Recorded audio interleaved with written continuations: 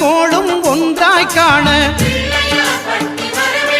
அங்கு கற்பகம் என்னும் கடவுளின் மெய்யில்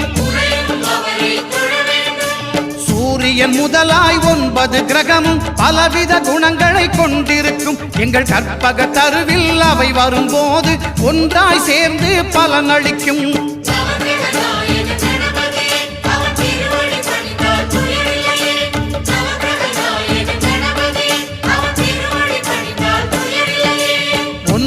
கோளும் ஒன்றாய் காண அங்கு கற்பகம் என்னும் கடவுளின் மெய்யில்